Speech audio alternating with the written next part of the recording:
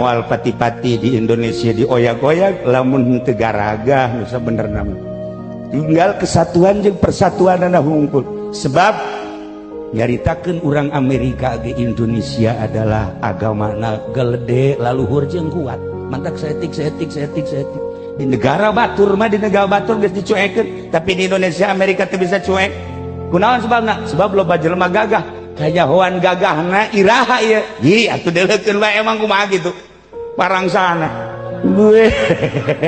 para jamaah kaum muslimin wal muslimat rahimakumullah. Kurang boga sejarah Indonesia begitu perang jeung Belanda lain lalagaan selalu ningali sejarah peperangan jeung Indonesia. Inggris gitu kene, Jepang gitu kene, Cina gitu kene, nyana endap-endapan ka urang teh beusi aya kene inohong jeung kekuatan-kekuatan anu baheula mantak lalaunan keur diuji di Indonesia. Mantak ulama teu pernah ciut ketika aya naon-naon keur diuji berarti Indonesia, ketika aya naon keur diuji berarti teu saeutik.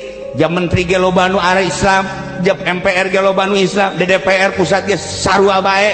Adapun aya kafir eta mah hanya seni doang. Keur diuji coba hayang nyaho. Keur diuji di urang teh hayang nyaho coba kumaha coba kekuatan Indonesia. Ujung-ujungna mangan ku kula moal dibejakeun inti nu terakhir nama rahasia. Nu terakhir nama rahasia sangat rahasia. Eta jadi tek dan terakhir nama rahasia tenang kalem insyaallah sebab lawan diurang dimensi naloba dimensi zahir dimensi batin aya dimensi abtalul batin istimewa di Indonesia.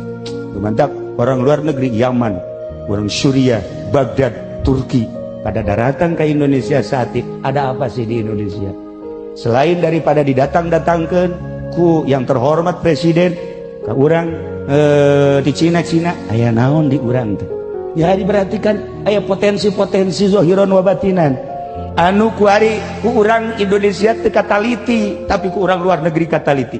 Nah nu mantap ieu ending nama ku kula mau lagi ceritanya